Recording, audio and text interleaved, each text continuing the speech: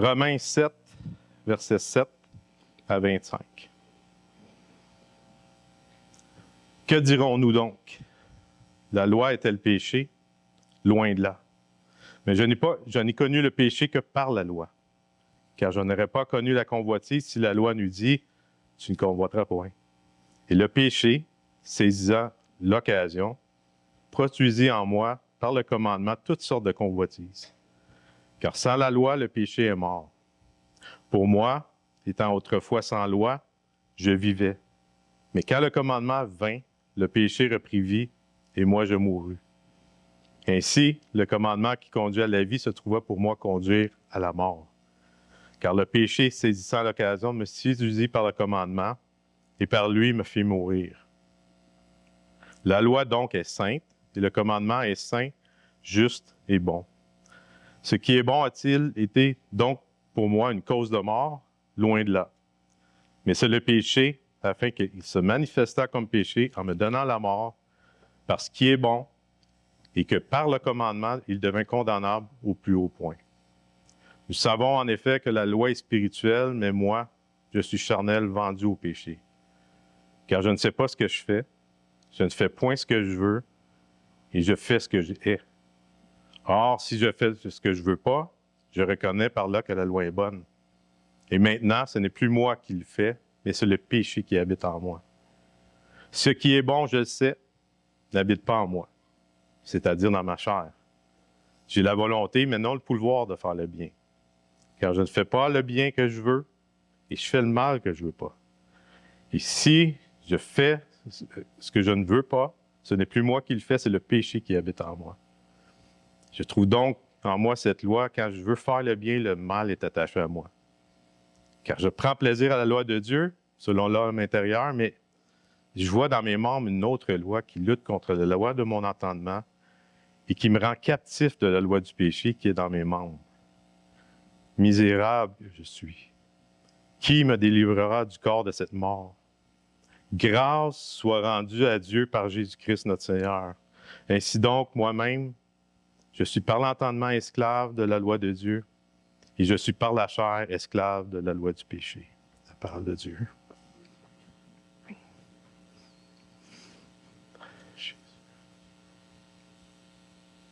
Seigneur, on voit dans ce texte, Seigneur, une lutte, un combat que Paul vivait.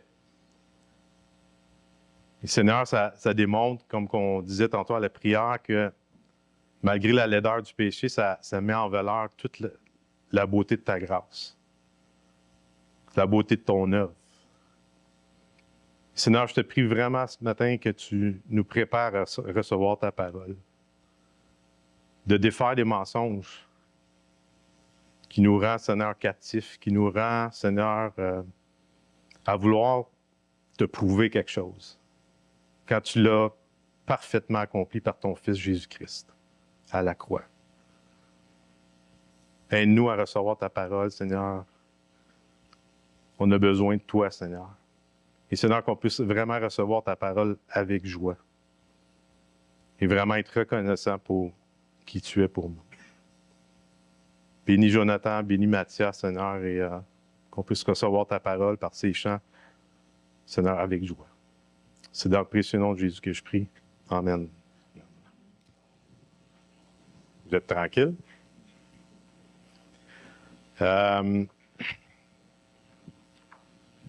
C'est un texte qui m'a beaucoup parlé, qui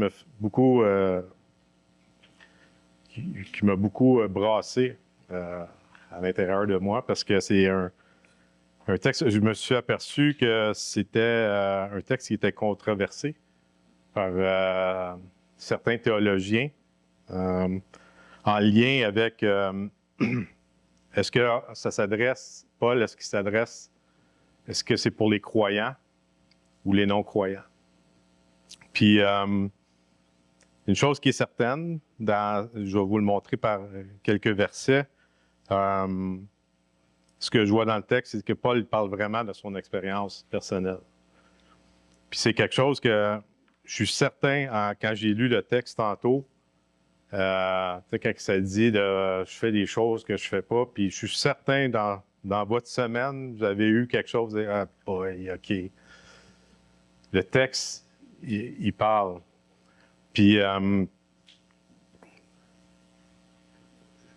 certains théologiens pensent que, vu à cause de la gravité du péché ou que le combat qui est vraiment intense, que ça ne peut pas être un croyant qui vit ça. Pourtant, c'est vraiment réel, c'est vraiment là. Mais ma position, c'est vraiment celle que c'est Paul, dans le fond, il parle de lui-même. Et au verset de 7 à 13, on le voit qu'il parle au passé, avant sa conversion. On va le lire tantôt. Verset 7, ça dit « La loi est-elle péché loin de là? » Puis je vais vous donner un exemple concret. Est-ce que la loi est péché? Puis l'exemple concret, c'est un criminel n'est pas condamné à cause de la loi, mais à cause de son crime que la loi interdit. La loi est bonne. Mais c'est vraiment ce qui était. La loi interdit, c'est ça le problème. Pourquoi Paul parle de la convoitise au verset 7? Et ça a piqué ma curiosité quand il dit au verset 7, car je n'aurais pas connu la convoitise si la loi nous dit tu ne convoiteras point. Là, je dis pourquoi il a pris ce commandement-là? Il aurait pu en prendre un autre. Ça a comme piqué ma curiosité. Puis je dis bon, OK.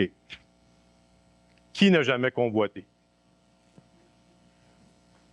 Y en a-tu un qui n'a jamais convoité? La vue, l'orgueil de la vie, la chair. Il aurait pu dire le vol, mais c'est pas tout le monde qui a volé. Ben, en tout cas,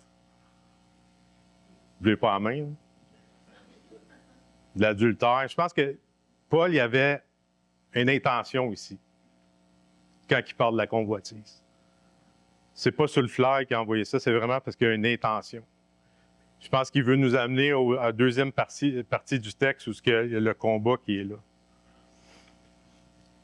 La convoitise, la définition de convoitise, c'est un désir irrésistible pour ce que Dieu a interdit, la loi.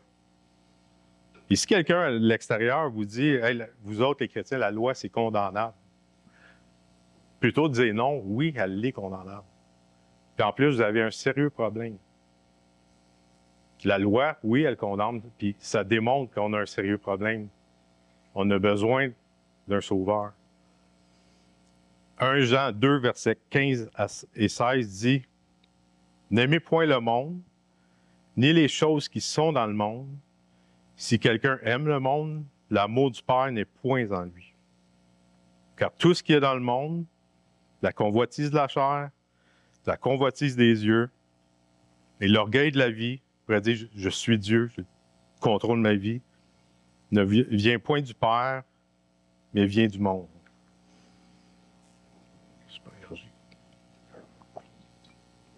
Il parle de la convoitise, Paul, puis il ne faut pas oublier, il faut aller dans le contexte de Rome aussi.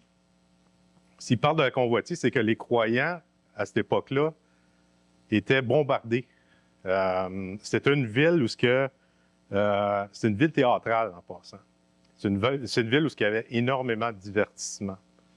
Tu avais les gladiateurs, vous avez vu des films de gladiateurs, mais c'était vraiment quelque chose qui était vraiment important, un peu comme une game du Canadien aujourd'hui. Là, c'était, excusez, je parle de hockey, fallait. C'est ça. La convoitise. C'est ça. Je te pardonne, mon frère. Puis, il y avait aussi les expositions d'animaux exotiques. Puis la ville était remplie de divertissements.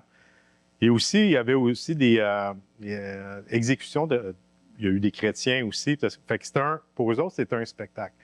Fait qu'imaginez-vous que ces gens-là dans l'Église étaient bombardés, la convoitise était là, comme nous aujourd'hui. C'est dans le même contexte. Fait que Paul, s'il parle de la convoitise au début du texte, il y a une intention. Et il sait que les gens dans l'Assemblée, dans la lettre, il sait que ces personnes-là vivent quelque chose de difficile. Mais il veut les rassurer. Et c'est là qu'on s'en va. Convoitise est une disposition intérieure au mal qui nous pousse à pécher. On peut le voir avec David, avec son adultère. C'était pas fait du jour au lendemain. C'était, ah, OK, non, mais ça a démontré qu'est-ce qu'il avait à l'intérieur. Et maintenant, ce n'est plus moi qui le fais, c'est le péché qui habite en moi. Au verset 17, au verset 20, du chapitre 7 que je vous ai lu. Et maintenant, ce n'est plus moi qui le fais, c'est le péché qui habite en moi. Il y a un problème ici. La lutte que Paul décrit du verset 14 à 24 est liée justement en grande partie à la convoitise. Et comme je dis, il y a une intention, il veut les amener là. Paul n'a pas cité ce commandement-là par hasard. La semaine dernière, Richard il a parlé de Ève dans le jardin. Puis je l'avais déjà marqué dans mes notes, puis je me suis dit, OK, j'en reparlerai pas encore, mais je vais en reparler. Parce que le Seigneur a peut-être quelque chose à dire à l'Église en rapport à ça. Genèse 3,6, elle dit, la femme vit, tu as vu, que l'arbre était bon à manger et agréable à la vue, et qu'il était précieux pour ouvrir l'intelligence. Elle prit de son fruit et en mangea. Et elle donna aussi à son mari qui était auprès d'elle et en mangea. Et quand on regarde ça, les effets que ça a fait, le péché, après, la première chose qu'ils ont fait, c'est quoi? Ils se sont cachés. Après, qu'est-ce qu'ils ont fait? Ils ont accusé aussi. Ils se sont vêtus, ils ont accusé. Ils ont déformé la vérité. Quand je disais tantôt, j'en parlais en haut, c'est que Dieu a dit, tu ne mangeras pas de l'arbre. Qu'est-ce qu'ils ont fait? La femme avait répondu au serpent, tu n'en mangeras pas, puis tu n'y toucheras pas. Dieu n'avait pas dit de ne pas y toucher, juste de ne pas manger. Fait que vous voyez que c'est comme détourner un peu ce que Dieu a dit. C'est ce que le péché fait dans nos vies. Verset 9. Pour moi, étant sans loi, je vivais, mais quand le commandement vint, le péché reprit vie, et moi je mourus. Que veut-il dire par « sans loi, je vivais pour moi », d'après vous? Je vous laisse réfléchir. Vous avez jusqu'à moins quart, une demi-heure.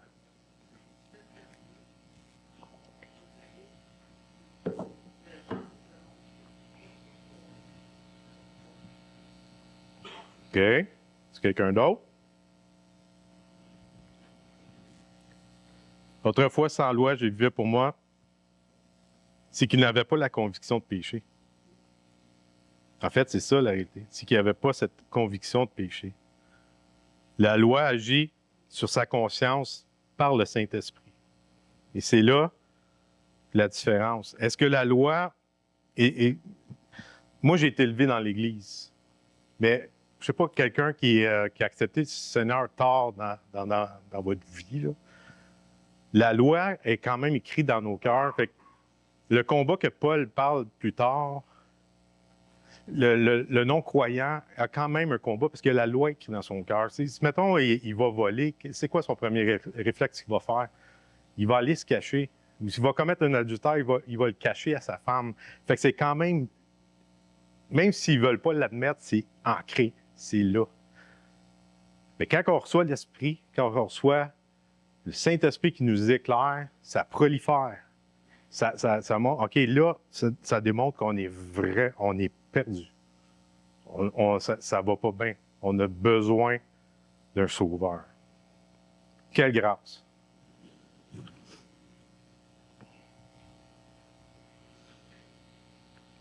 Ça l'amène, qui est éclairé par le Saint-Esprit, ça l'amène à reconnaître Paul qu'il est perdu, mauvais et indigne.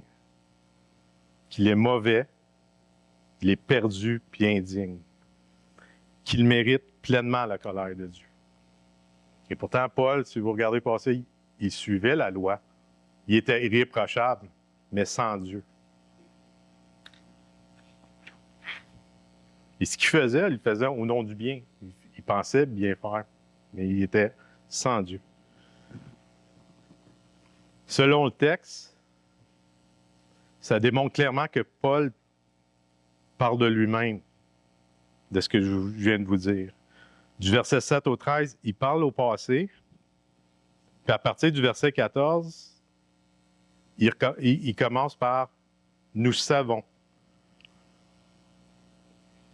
Qui est le « nous » dans le verset 14? Les croyants. Donc, il s'identifie aux croyants. C'est important, ça. Donc, ce qui va découler après, il parle de lui. Il parle du combat qui s'en vient, là. Il parle de la lutte entre la loi et l'esprit. Ce sont les vrais chrétiens, ceux qui ont été éclairés par Dieu. Donc, on peut en déduire que Paul, du verset 14-25, parle de l'expérience du chrétien après la conversion. La nature adamique est très présente. Très présente. Lutte de la chair contre l'esprit. L'utilisation répétée du « je », de l'indicatif, on le voit dans le texte, du « moi » est constamment là. Prouve qu'il parle de son expérience. Donc, il ne parle pas d'un non-croyant ici. Il parle d'un croyant. Et il s'identifie à ça. Il disait, moi, la nature adamique, c'est en dedans de moi. Moi, ça m'encourage de voir que l'apôtre Paul avait ces combats-là.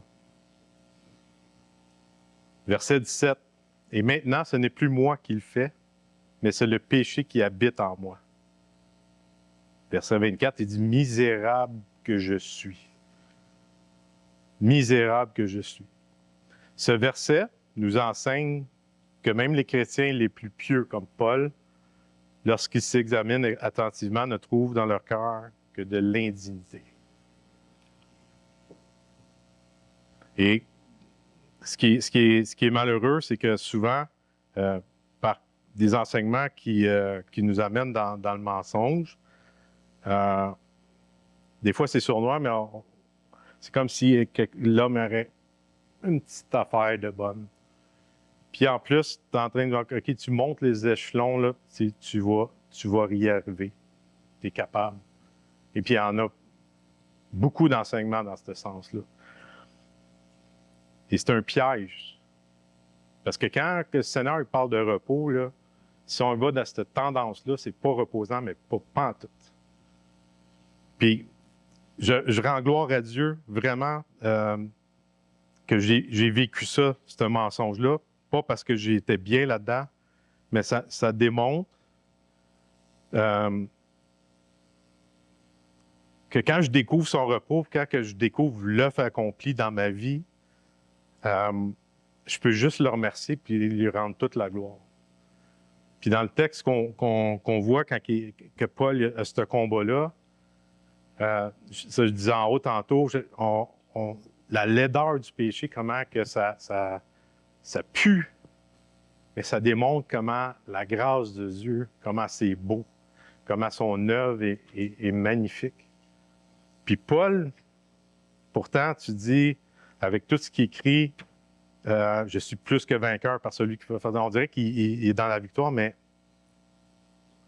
il voit encore plus sa détresse. Quand il dit misérable que je suis, c'est comme il crie à Dieu, c'est comme qui va me délivrer de ce corps-là? Et il tourne son regard vers Christ. Et si on tourne nos regards vers nous, dans nos capacités, puis on cogne sur le clou ici parce que on se dit souvent, monte des échelons, puis tu vas y arriver. Non. Si vous êtes dans cette tendance-là, retournez voir le début de la lettre de Romains, comment Paul nous amène. Parce que si on a une mauvaise compréhension de la doctrine de la justification, la sanctification va faire défaut, puis la glorification va faire défaut. Ça va faire une chaîne, c'est clair. Et je vous encourage, si vous êtes encore dans ce combat-là, retournez voir les enseignements de Dominique, retournez lire ce que Paul dit. Puis vous voyez dans Galates, Paul est assez drastique avec eux. C'est comme, il ne veut pas qu'on aille là, il ne veut pas qu'on aille dans cet endroit-là. C'est important. Parce que c'est pas là que vous allez trouver votre repos. C'est pas dans vos capacités personnelles. C'est dans l'œuvre de Christ.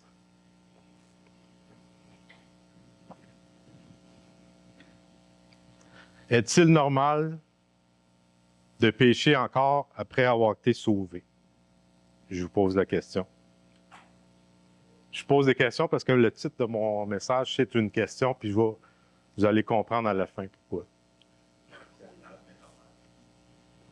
Et voilà.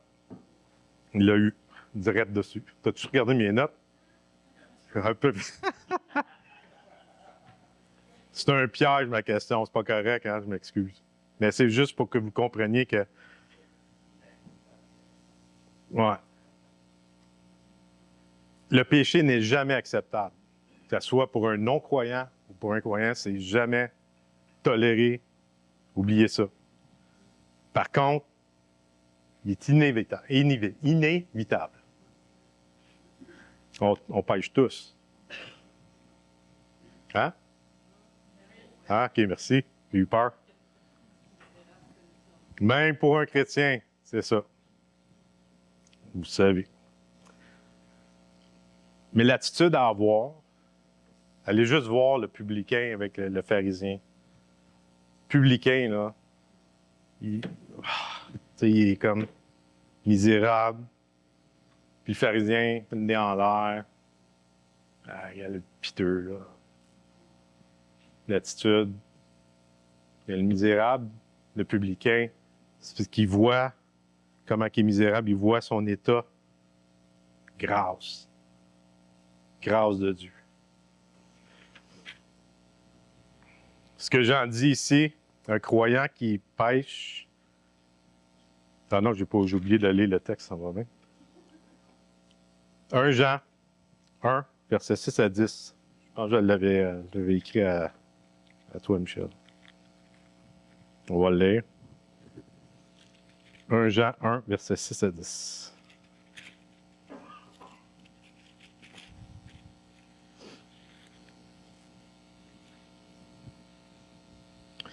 Si nous disons que nous sommes en communion avec lui, que nous marchions dans les ténèbres, nous mentons et nous ne pratiquons pas la vérité. Mais si nous marchons dans la lumière comme il est lui-même dans la lumière, nous sommes mutuellement en communion et le sang de Jésus, son Fils, nous purifie de tout péché. Si nous disons que nous n'avons pas péché, nous séduisons nous-mêmes et la vérité n'est point en nous. Si nous confessons nos péchés, il est fidèle et juste pour nous pardonner, pour nous purifier de toute iniquité. Si nous disons que nous n'avons pas péché, nous le faisons menteur et sa parole n'est point en nous. Ce que Jean dit ici, c'est qu'un croyant qui pêche confesse son péché. Encore pécheur, mais toujours repentant. La repentance, c'est pas seulement la conversion. Et ça, des fois, c'est enseigné, c'est comme, c'est fait une fois pour toutes. Mais la vie de croyant, c'est une vie de repentance, constamment. Pourquoi? Parce qu'on pêche tout le temps. Mais il n'y a aucune condamnation pour ceux qui sont en Jésus-Christ, parce que son sang nous lave. Il nous demande juste de le confesser, de voir, OK, Seigneur, pardonne-moi. Passe à d'autres choses. C'est réglé une fois pour toutes. Dieu nous voit parfait. En Christ, il nous voit parfait. Est-ce qu'on se sent parfait? Non, c'est pas ça qui est important. C'est ce que lui dit de nous qui est important. La repentance doit caractériser toute la vie chrétienne. On ne peut rien cacher devant Dieu. On peut jouer une game à l'église, on peut faire comme... Mais, je vous le dis, allez le voir, confessez. Vous passez une mauvaise journée, confessez, allez le voir. Allez au trône de grâce, parlez-lui. Mon message est court, parce qu'on va faire la communion, mais je veux vraiment terminer avec ça, c'est verset 24, « Misérable que je suis ». Puis je n'ai pas fait le texte au complet, parce que, écoutez, j'ai vu un ouvrage de 100 pages pour le chapitre 17 qui s'est fait. Il y a énormément de stock là-dedans. Je veux juste comme peut-être mettre la table pour le mois. Verset 24, ça dit « Misérable que je suis, qui me délivrera du corps de cette mort? » Je trouve ça intéressant qu'il nomme le corps. Le corps, c'est l'instrument par lequel le péché s'exprime dans la vie. Puis, il y a les yeux, la bouche, murmure, on chiale. Les mains, ils sont habités du péché. Vous êtes d'accord? Mais notre réalité, la réalité de Paul dans ce texte, c'est que la question que j'ai posée, est-ce que Paul est en paix? Oui. Paul est en paix. Si on lit le texte rapidement, il passe une mauvaise journée, il est en déprime, puis là, il écrit ça. Non, non, non. Il y a une intention là-dedans. Allez voir en avant au chapitre 4, quand il dit qu'il est réconcilié avec Dieu, on est en paix avec Dieu. C'est pas parce que nous autres, on est bons qu'on est en paix, c'est à cause de son œuvre à lui. Dieu est le seul qui nous voit accomplis par Jésus-Christ, comme je disais tantôt. Nous sommes en paix, nous sommes réconciliés avec Dieu. Ça, c'est notre réalité. Puis je vais vous donner un exemple. J'ai vu ça à quelque part, je ne me souviens pas, mais ça m'est revenu. Exemple, quelqu'un qui se fait amputer une jambe. La jambe n'est plus là, mais il y a encore la douleur. C'est un peu comme nous autres. En fait, nous autres, c'est réglé, mais il y a encore les effets du péché. C'est encore là. Mais notre réalité, c'est qu'on est parfait en Christ. Je vais juste finir avec une citation de Thomas Adam. C'est un puritain qui a écrit à propos du péché dans la vie du chrétien. La conviction de péché peut être plus grande et laisser plus d'impression que la grâce. Cependant, elle n'est pas plus grande que la grâce. Un homme ressent la douleur de son doigt plus intensément qu'il ressent le bien-être de son corps entier. Pourtant, il sait que la douleur à un doigt n'est rien en comparaison du bien-être du corps entier. Voyez-vous, la grâce, on ne réalise pas l'immensité de la grâce dans nos vies. Mais n'oubliez pas votre réalité. La réalité, c'est ce que Dieu dit de vous. La réalité dit que vous êtes parfaitement pardonné. Il nous demande de rétablir peut-être une communion avec lui si on garde un péché dans nos vies, juste de le confesser. Puis si vous dites que vous n'avez pas de péché, bien, mettez-vous à genoux et allez le voir. Il y a un problème. Grâce soit rendue à Dieu par Jésus-Christ, notre Seigneur. Une autre version, c'est « Loué soit Dieu ». Louez-le. Le chapitre 4, il dit qu'on est réconcilié. Merci Seigneur parce que tu m'as réconcilié. Je suis réconcilié avec toi. Je suis en paix avec toi. Shalom. Merci parce que tu m'as aimé le premier. Répétez ce que lui dit de nous. Louez-le. La bonne nouvelle, comme Paul, vous êtes en paix avec Dieu. Oui, il est en paix. Pas parce qu'il l'accomplit, parce que Christ l'accomplit pour lui. Amen?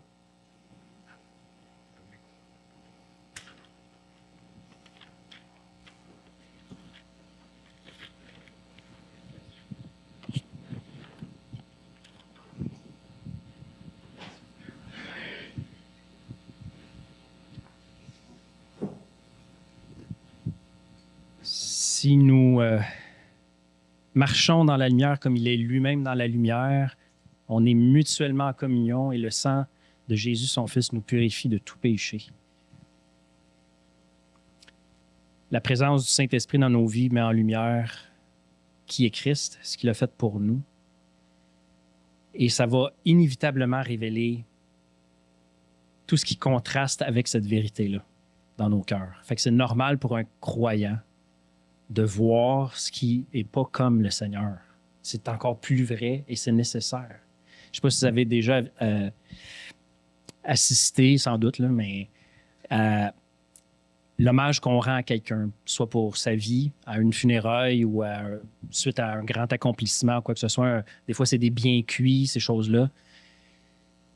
Puis que vous connaissez bien la personne. Puis que là, quand on met tout d'un coup, là, comme ça, dans un court discours, l'accomplissement, la persévérance, la fidélité ou peu importe de cette personne-là, en tout cas, dans mon cas, ça fait comme, wow. Bon, on voit évidemment la personne dans son meilleur, mais en même temps, c'est comme, hey, mais je fais partie je suis en relation avec cette personne-là, je suis uni à cette personne-là, puis inévitablement, c'est comme si ça faisait, est-ce que hey, j'ai le goût d'être comme cette personne-là, moi aussi? Mais là, du même coup, je m'aperçois que, oh boy, j'ai manqué à bien des égards aussi. Je ne sais pas si vous voyez, il y a comme, c'est pas mauvais. Ça ne change rien au lien familial, mettons, que j'ai avec cette personne-là, sauf que là, ça vient de me révéler. La scène, c'est... On a peut-être des fois trop mis l'accent sur une contrition personnelle, mais ce que ça peut produire, par exemple. Mais c'est pas parce qu'il faut se regarder nous que ça va faire une différence. C'est parce qu'on contemple qui est Christ et ce qu'il a fait. Et ça vient nous mettre en lumière. C'est ce contraste-là qui est important. C'est pas de dire, OK, il faut que je me regarde, il faut que je m'auto-perfectionne ou je sais pas trop. Ça, c'est pas honorer Christ. Mais si on honore Christ, ça peut faire une lumière. Fait que c'est sûr qu'on va prendre un temps pour aussi se laisser éclairer. Puis la lumière, c'est doux. Imaginez-vous là, sur le bord de votre porte patio le matin avec le soleil qui rentre. Là, c'est ça la lumière. C'est pas répulsif, c'est invitant. C'est chaleureux, c'est enveloppant. Je vais lire dans Luc 22, la version Colombe, versets 14 à 32. Bien, pas tout à fait, là, je fais des sauts, là, mais c'est juste pour nous mettre dans le contexte de la scène. Leur venue, Jésus se mit à table et les apôtres avec lui. Il leur dit, « J'ai désiré vivement manger cette Pâque avec vous avant de souffrir, car je vous le dis, je ne la mangerai plus, jusqu'à ce qu'elle soit accomplie dans le royaume de Dieu. » Cette lumière qui va nous éclairer ce matin, voyez-la comme le Seigneur qui désire vivement ce moment de communion avec vous. Il prit une coupe, rendit grâce et dit, « Prenez cette coupe et distribuez-la entre vous. Car je vous le dis, je ne boirai plus désormais du fruit de la vigne jusqu'à ce que le royaume de Dieu soit venu. » Ensuite, il prit du pain et après avoir rendu grâce, il le rompit et le leur donna en disant, « Ceci est mon corps qui est donné pour vous. Faites ceci en mémoire de moi. » Je m'en vais au verset 24. Imaginez-vous, là, on est dans le contexte de la scène. La lumière, qu'est-ce qu'elle produit? Il s'éleva aussi parmi eux une contestation. Lequel d'entre eux devait être estimé le plus grand? On est à la scène, là. C'est le dernier repas. Le Seigneur est en train de dire qu'il s'est terminé après ça, là. Puis là, il y a une petite chicane entre disciples. C'est qui est le plus important? Ça va être qui le prochain premier ministre? Et Jésus leur dit, les rois des nations les dominent, puis ils se font appeler bienfaiteurs en faisant ça en plus. Il n'en est pas de même pour vous, mais que le plus grand parmi vous soit comme le plus jeune et celui qui gouverne comme celui qui sert. Car qui est le plus grand, celui qui est à table ou celui qui sert? N'est-ce pas celui qui est à table? Et moi, cependant, je suis au milieu de vous comme celui qui sert. La lumière, étonnamment, elle vient comme un serviteur nous exposer pour notre bien. Et au verset 31, encore là, on est toujours dans le même contexte. Simon, Satan vous a réclamé pour vous passer au crible comme le blé. Mais j'ai prié pour toi afin que ta foi ne défaille pas. Et toi, quand tu seras revenu à moi, affermis tes frères. Seigneur, lui dit Pierre, je suis prêt à aller avec toi en prison et à la mort. Et Jésus dit, Pierre, je te le dis, le coq ne chantera pas aujourd'hui que tu n'aies nié 3 fois me connaître. Encore une fois, la lumière. Est-ce qu'on sent une condamnation ici? Il n'y en a pas. Et même que Jésus lui dit, écoute, je veux juste te dire d'avance, tu vas me trahir. Tu vas flancher. Tu vas planter, pas à peu près. Mais j'ai prié pour toi pour pas que ta foi défaille. Et tu vas revenir à moi. Quelle promesse extraordinaire. Fait que la lumière fait ça aussi. Fait qu'on va distribuer les éléments. Quand vous avez vos éléments, prenez ce temps tout simplement pour, au besoin, fermer vos yeux pour vous concentrer, vous laisser juste imprégner de la vérité qui vient d'être lue, proclamée, chantée. Laissez-vous, merci beaucoup. Laissez-vous sonder par la lumière du Seigneur, sachant que ce n'est pas une lumière qui condamne. Il n'y en a pas de condamnation pour ceux qui sont en Jésus-Christ. Il n'y en a pas. Puis confesser, ça ne veut pas dire demander pardon. Ça veut dire oui, c'est vrai. Ce que je vois, là, ce que tu me montres, Seigneur, c'est vrai. C'est ça. Je ne peux pas fuir. Ça ne sert à rien de nier. C'est là. C'est là. Et je suis devant toi et je t'appartiens, Seigneur. C'est la lumière qui chasse les ténèbres. La loi pointait vers Christ et Christ a accompli la loi. Il est pour nous maintenant cette loi, non plus comme un code rigide et froid, mais comme une personne qui habite son temple, sa maison, et qui vient y mettre de l'ordre, qui vient le nettoyer, parce qu'il sait ce qui est mieux pour nous. Mais c'est dans une relation que la lumière se fait. Et Seigneur, chacun d'entre nous a, d'une façon ou d'une autre, vu ce que tu voulais éclairer. Et Seigneur, on a reconnu, on fait juste dire oui, c'est vrai. Et tu es fidèle et juste pour pardonner et pour purifier de toute iniquité. Parce que ça a été réglé une fois pour toutes à la croix. C'est pas parce qu'on te demande pardon que c'est effectif maintenant. C'est inclus dans ce qui a été accompli une fois pour toutes. Mais tu nous demandes en cours de route de marcher avec humilité et de voir à chaque jour ce pourquoi tu as payé. C'est une façon de s'approprier cette grâce que de reconnaître ce péché qu'on a commis ici et là. C'est une façon de recevoir ta grâce, ce qui est une très bonne chose. Alors, merci Seigneur parce que toi-même te dis de prendre ce pain en rappel que c'est ton corps qui a été brisé pour nous à cause de notre péché qui a été mis sur toi. Et c'est pour ça qu'on est pardonné. Ce pain représente ton corps qui a été brisé à cause de notre péché. Et on veut le prendre avec reconnaissance, Seigneur. Merci d'avoir livré ta vie pour nous. Prenons le pain ensemble.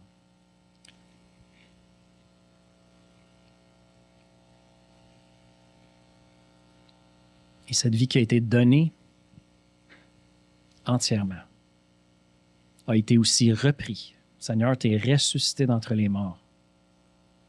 Et tu as été, comme nous dit l'Écriture, porté ton propre sang, non pas celui d'animaux, là, mais celui du Fils du Dieu vivant.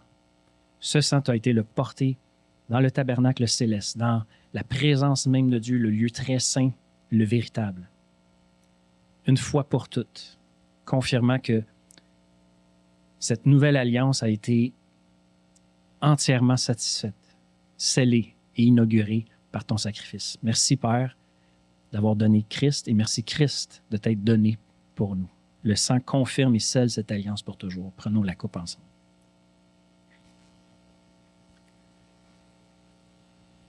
On fait ce geste ensemble ce matin comme Église parce que nous sommes les membres de ton corps, les pierres vivantes de ton édifice, et parce que nous sommes appelés dans notre vocation à nous exhorter les uns les autres, à nous redire la vérité dans l'amour, parce que c'est elle qui nous sanctifie, c'est elle qui nous libère, c'est elle qui nous transforme. Alors donne-nous, Seigneur Dieu, de nous réjouir en ta présence parce que tout est accompli. Christ est ressuscité et il est au milieu de nous par son Saint-Esprit, et on va en prendre conscience et se l'approprier à travers nos échanges, notre communion fraternelle, alors qu'on va manger ensemble. Merci, Père. Au nom de Jésus. Amen.